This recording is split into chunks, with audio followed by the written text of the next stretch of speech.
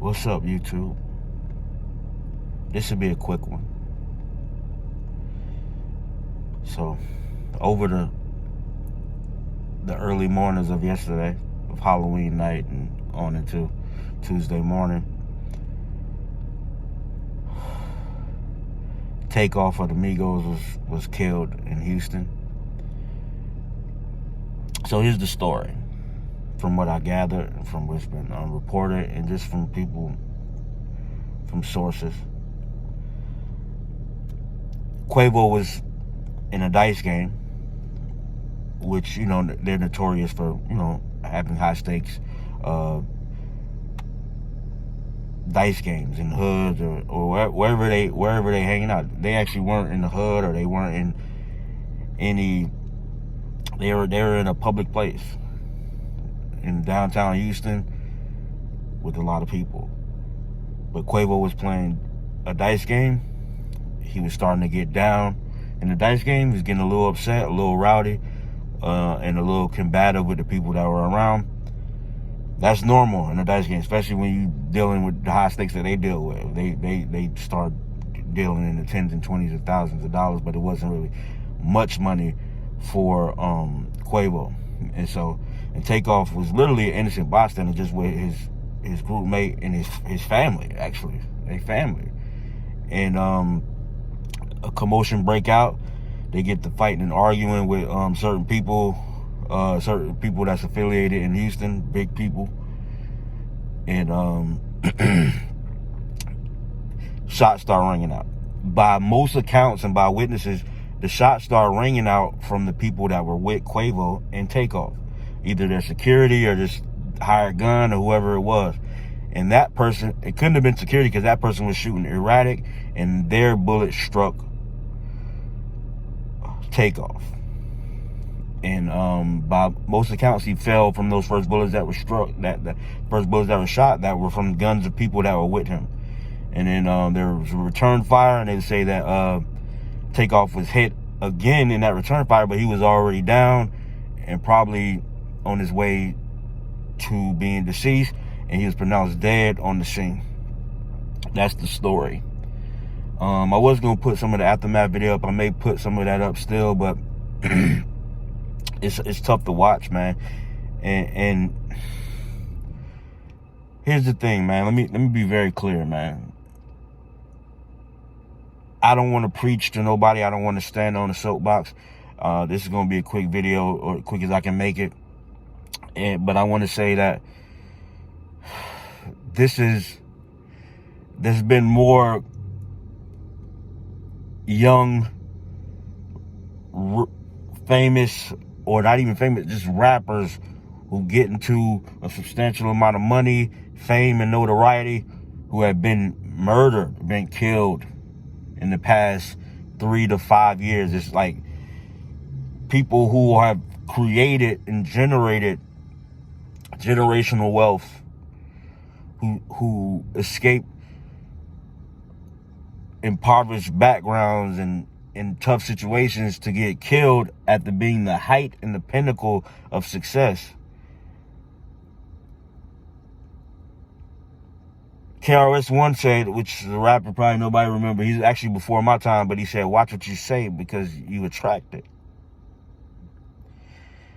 And this is not directly directed at Migos or Takeoff or anybody, but we in op music, and every song is killing somebody and stunting and I fucked your bitch, and every song is that. People envious, and it's not much redeeming value. So we casting these spells, and we creating these songs and these words and these speeches and these that attract death and despair, when you should be the happiest that you have been in your life. And the streets is a myth, man. We've adopted these principles and these ideas that ain't true. The check-in and all these weird things. Oh, I heard somebody say when I was getting the rundown of this story, oh, well, country singers don't be playing dice and high stakes dice games and not outside of the casino. That's not true. That's false, man.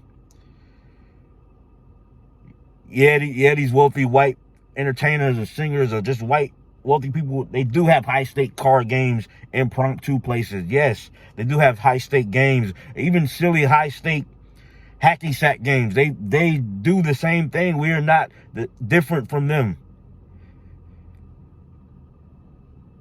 But they ain't killing each other, bro. They ain't killing each other. I made a vow, not even a vow, it wasn't even a vow, just as I grew and I got older, I stopped listening to music where people, their whole thing is they kill people. I don't listen to ESTG, and I don't listen to any of this op music. I don't listen to anything where the sole purpose is I woke up, I killed somebody today. Every song or the whole album.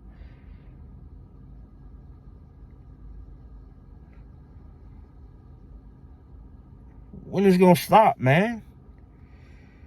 When is it gonna stop, man? This is crazy, bro.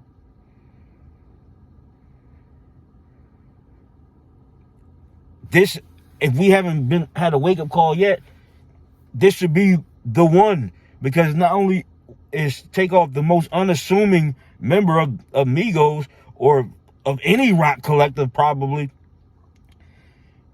arguably the most talented to me, but also he was an innocent bystander. He wasn't gambling by all accounts. He wasn't arguing or starting a fight by all accounts. Now he gone, man. This shit bigger than rap. This has become crap.